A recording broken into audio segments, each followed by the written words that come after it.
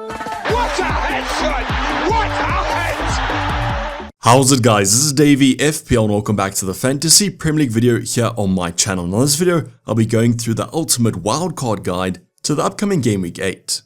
It's a little bit of a different ultimate guide here. I've kind of combined a wildcard draft with the ultimate guide to create the ultimate wildcard guide, as I simply didn't have enough time to create those separate videos. So jam-packed double header coming up in this video. It's actually a ton of content to go over. Now I'm going to be going over the ultimate guide a little bit quicker than usual just because, as mentioned, there's so much to talk about. Don't worry though, if it's an important talking point, I'll be giving it the attention it does deserve. There's quite a few things to get through in this video. So enough of me yapping along. If you guys want to see the talking points covered in this ultimate wildcard guide, sit back, relax, and let's get straight into it. So as usual, the team stats are going to come up first in these ultimate guides. I'll be going over the attacking numbers and the defensive numbers, rating the top 6 and the bottom 6 teams. But you guys probably know these talking points already, so let's get straight into it. The top 6 attacks over the opening 7 game weeks. Arsenal at the top, followed by Spurs, Liverpool, Man City, Chelsea, and finally Bournemouth. So most of these teams are pretty expected here. The one team I want to shout out though is going to be Bournemouth. We spoke about that Arsenal clean sheet. If it hasn't come against Leicester and Southampton, will it come against Bournemouth? As they are quite a considerable attack at the moment. So putting up some very decent numbers, let's see what happens. I am a Gabriel owner personally, but most managers actually have the double up with Raya in goal. Arsenal also looking good though, but you probably would expect that after some pretty easy games against Leicester and Southampton. That Southampton game definitely boosted up their numbers. Spurs also holding their own in the second spot with 2.20. I just hope as a Solanke and Kulusevski owner, these stats continue to improve as the fixtures get better. Liverpool, that's a team I want to avoid at the moment. Even though I support them, I don't own a Salah, Jota or Diaz anymore. But if you guys do have them and they start, the chance of goals is going to be pretty strong. Then Man City as expected, just below that 2 kind of XG per game. And then Chelsea with a similar number. So it is nice to see that Chelsea are going to be quite high on this list. They are playing Liverpool this week, so that game probably will have a lot of goals in it. Let's hope Cole Palmer gets a share of them, as I do own him in FPL. But as what I said when I started this stat, these teams are pretty kind of expected, a lot of your kind of traditional big 6. Let's see if Bournemouth can score against Raya this week though. Now jumping to the bottom 6 teams, and you might be asking me why I'm going over these. Well, this is just to raise awareness if you guys are looking at some of these attackers, but also from a defensive point of view, if your defenders are playing these teams, the chance of a clean sheet should be pretty strong. So like the left hand side, the right hand side is pretty kind of expected. Leicester, Ipswich, Everton, Wolves, Newcastle, and finally Forest. Newcastle probably the only shock one there. Now definitely haven't got off to the best start this Premier League season, but doesn't mean their options are necessarily that bad. We'd probably want to see these stats improve if I was to go for a Gordon or an Isaac when he's back from injury. I do want to just point out here that I will be going over the best forwards to kind of go for in that budget price range. And I go over an Everton, Wolves, and Nottingham Forest player. It's not the best thing in the world when you do see your kind of attackers you're targeting have pretty bad XG on penalty numbers. But that doesn't mean the options are that bad. They might be getting the entirety of that XG. Just something to keep in mind though, as mentioned as we go to later talking points, as I've seen a lot of these teams be targeted for attackers for the upcoming game weeks. Probably a good leeway into talking about the fixtures. Yes, we have had 7 game weeks, which is kind of approaching a very nice sample, but some teams might have had a very tough 7 game weeks versus others. So just something to keep in mind as we do go over these team stats, as the majority of the teams on the right hand side have some sea of greens coming up. Now going over to the defensive numbers, and on the left hand side, expected clean sheets, the top 6 teams, Liverpool at the top with 0.42. We then have Spurs, Fulham, Aston Villa, Arsenal, and finally Forest. So as an inverse of kind of the Liverpool vs Chelsea game, where lots of goals could be scored, Fulham vs Aston Villa might be pretty quiet. So let's see how that game does turn out, but definitely some surprises here. Fulham and Nottingham Forest putting up some good numbers. Whereas Liverpool at the top there, if you guys are a Trent owner, just be careful, there's some tough fixtures coming up. I do own Van der Ven from Spurs, but it seems like they're putting up good numbers, but not keeping clean sheets. But I'm probably going to bench Van der Ven for Rico Lewis most game weeks. Looking at these numbers, however, maybe I should be benching Rico Lewis for Van der Ven, as Man City are nowhere to be seen on this list. It just seems like them and Arsenal haven't really gotten off to the best start this Premier League season, at least defensively, compared to last season where they were absolute giants. Let's see if those numbers do improve though. I know Man City have some good fixtures coming up, whereas Arsenal have a very tough next 3. On the right hand side is definitely the more exciting kind of metric for me. This is going to be XG conceded because I always say this, I don't care that these teams lose the clean sheet. I want to see how many goals they're conceding per 90 minutes.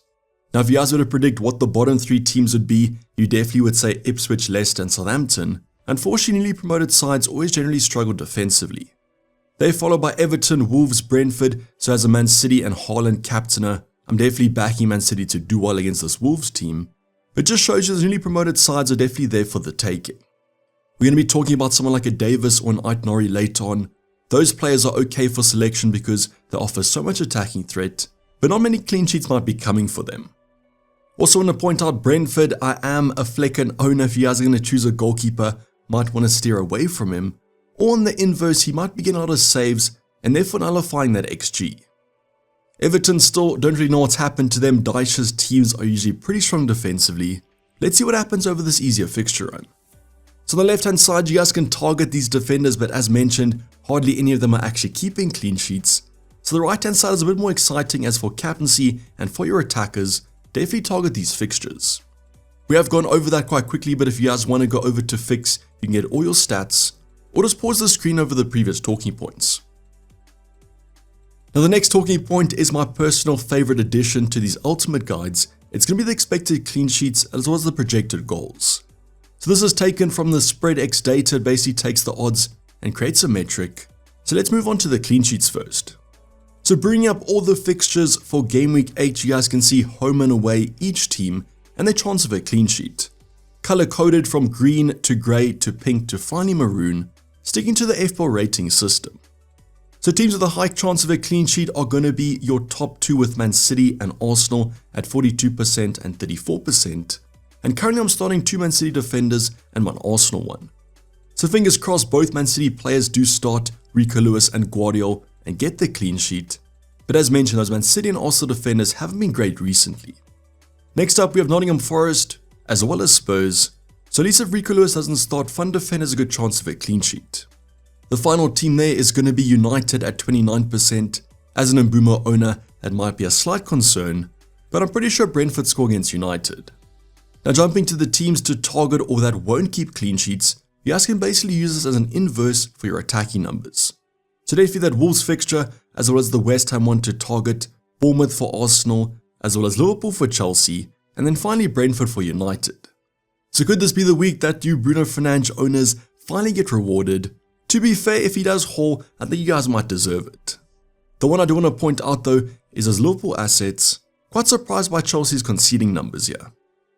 Now a few other fixtures kind of here and there, we have a lot of pink and grey combinations. These games might be quite close, might be quite tough to call, but you guys can pause the screen if you want to kind of analyze these numbers more. I'm going to jump onto the projected goals or predicted goals for these respective teams. As mentioned, these stats are from the SpreadX odds. So quite consistent from the previous numbers, we can go to the kind of projected goals, where Man City at the top with 2.65. Up next is actually that Spurs side with 2.4. Quite happy to see this as a Kulusevski and Solanke owner. Do think that Spurs are one of those teams to target if you want to look for attackers, as the upcoming fixtures look pretty strong from an attacking point of view. We then have Liverpool here.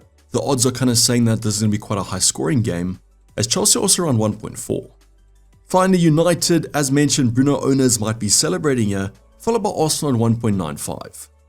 Just want to point out here, according to the odds, Man City definitely favourites, and therefore Erling Haaland's probably the best Campsy option, but you could go differential if you guys want to. Now on the inverse, teams to probably avoid are those Wolves assets, Crystal Palace, Bournemouth, West Ham, and finally Brentford, but who knows what's going to happen in football at the end of the day. Quite high scoring games might be Fulham vs Aston Villa, both teams around 1.5, 1.4, whereas that Forest Crystal Palace might be an absolute snooze fest.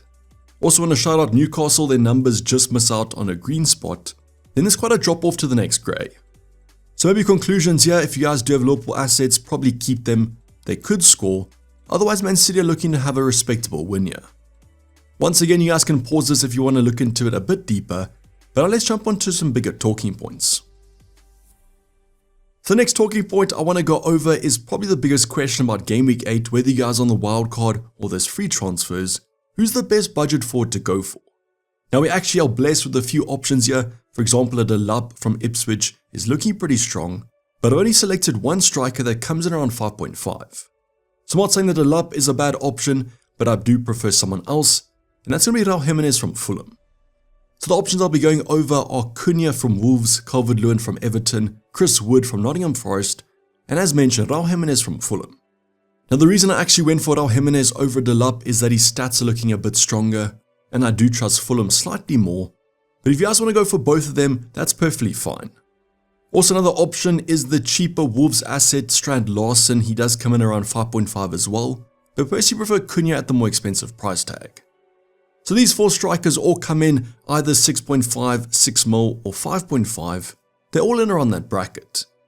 Now the first part of any comparison I like to go over is going to be the fixtures, and as mentioned, these teams are very strong ones. Unfortunately for Wolves, they have Man City at home in the upcoming game, but you guys know Man City haven't been great defensively. After that though, the fixtures look simply outstanding: Brighton, Palace, Southampton, Fulham and finally Bournemouth. You can see a few goals there for Wolves and for Cunha. Now one added benefit is the fact that apparently Wolves, their fans have been saying they're playing a good brand of football, just they've been a bit unlucky with the fixtures. So that usually means in the upcoming games they might be having some success, so let's see what happens, but I do like Cunha. I will say that those Everton fixtures probably have your attention immediately. That sea of green, 5 out of 6 is too hard to ignore, but Everton have struggled going forward. Having Ipswich and Southampton though in the next 3, that does look mighty appealing to actually go for him. So as mentioned, I do like these Everton fixtures probably the best just from kind of a looking point of view. Aesthetically, the sea of green is quite nice. Chris Wood though has some great fixtures as well: Crystal Palace, Leicester and West Ham in the next 3, and Newcastle have been great defensively. That Arsenal away game is pretty unlucky, but like Cunha, I guess it's 1 out of 6 that you could bench him for. And yes, Ipswich at home, which is a plump fixture. Then finally Fulham, we got Aston Villa, which isn't the best game as we would have seen for the defensive numbers, but after that Everton, Brentford, Crystal Palace and Wolves probably make up for it. I would say though, on paper, I like the Everton fixtures the best, but all of these teams have great fixtures, especially if you can bench a Cunha or Chris Wood for their hard game. You guys can let me know in the comments down below whose fixtures do you guys prefer, and do you agree with me that the Everton ones aesthetically look the best? I guess you could always chop and change whichever budget forward you go for. Now where this debate for me does get settled is going to be in the stats, so let's go over them. The stats I'll be going over are minutes, XG on penalty, XA, points, and finally expected FPL points. All of these stats are per 90 minutes. Now that's one thing I just want to clarify, is that someone like Raul Jimenez hasn't played every single game from the start. He's only played from game week 4 onwards. You guys will notice though, in terms of those numbers, they might look inflated, but when I did filter this from game week 4 onwards, his numbers just dropped slightly. What that tells me is that his numbers are still looking pretty strong. For example, his expected FPL points went from 9.3 to about 8. That stat still outperforms all the other players, and therefore he might be actually the best budget option, and that's why I like him over someone like a Delap. But let's read into these numbers slightly more. You can see that Calvert-Lewin is the most nailed, but I believe that all of them are, and I expect most of them to get about 80 minutes every game. There could be the occasional early sub here and there if there is a replacement, for example a Muniz for Fulham. All of these players though I would suggest are the starters and are here to stay, and all of them are in pretty good form at the moment. Now in terms of XG on penalty, very similar with the opening 3, Cunha, DCL and Wood all are on that kind of 3.05 mark, but Raul Jimenez edges them with 0.45. He also beats them in terms of XA. You guys can see Cunha with 0.21 compared to Raul Jimenez's 0.51, whereas DCL and Wood are definitely the strikers and play up front. That's one thing to notice. Cunha sometimes almost plays as a second striker or off the wide position, but still puts up great numbers. Now when we do get to the points and the expected FPL points, you might be asking, why is Chris Wood higher than these other options? It's the fact that he took a penalty. Now even though the XG on penalty is going to be without them, the points and expected FPL points still incorporates them.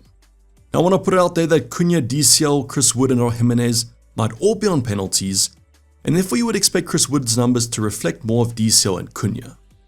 Raul Jimenez has also taken a few, and that's why his expected points are looking so good, so just keep that in mind.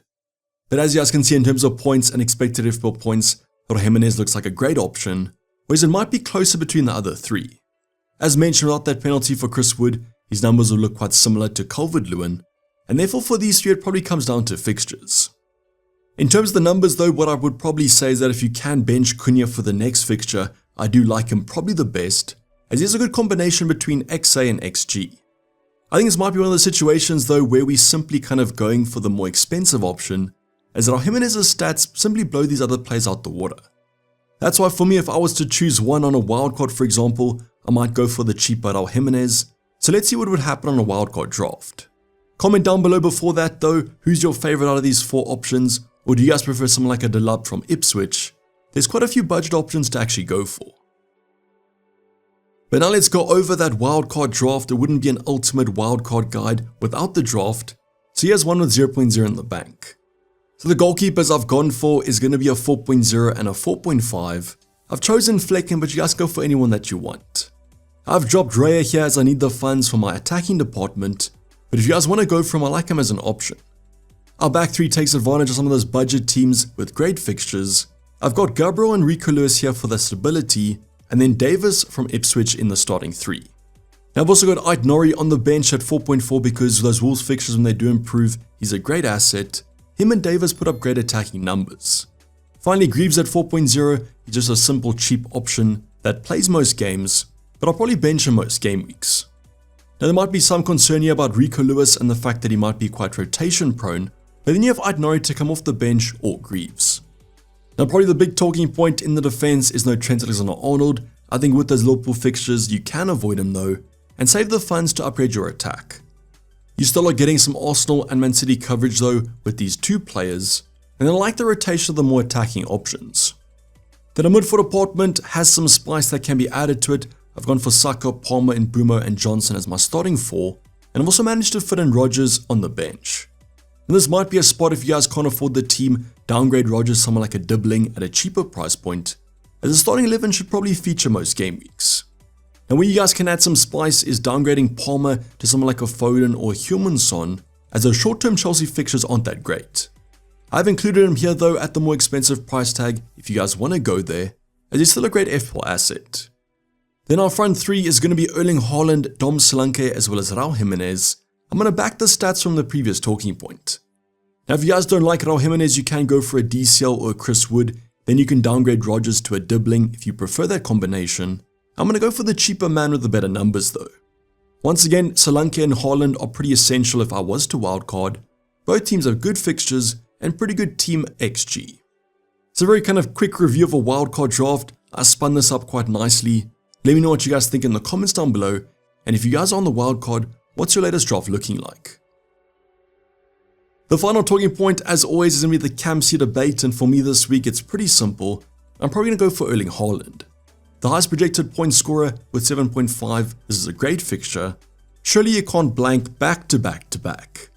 Now if you guys do want to go differential though, most sell against Chelsea. At home this could be a strong game, and as you would have seen, Liverpool projected to score quite a few goals. The final option, Ben Johnson, if you're backing him to continue this purple patch. Spurs have good projected goals numbers and he's in great form. Unfortunately the models haven't exactly caught up to the current form, as these projected points aren't that great. But can't see many people not going for Erling Haaland if they own him. Let me know in the comments down below who's your captain for the upcoming game week. Is this going to be another boring Erling Haaland captaincy game week? This is going to wrap up the Wildcard Ultimate Guide. Let me know in the comments down below if you have any other talking points. Reach out to me on Discord where I'm slightly more active, or follow me on Twitter, both links in the description. Team selection coming tomorrow, and the deadline stream coming up on Saturday 1 hour before the deadline. Hopefully I'll see you guys there. This is basically a wrap for you guys. Hope you guys did enjoy it. Please don't forget to like if you didn't subscribe if you haven't subscribed yet. Team selection coming tomorrow, so make sure the notifications are turned on. But for the time being, I'm signing off. It's been Dayvy FPL and I'm out. Cheers, bye.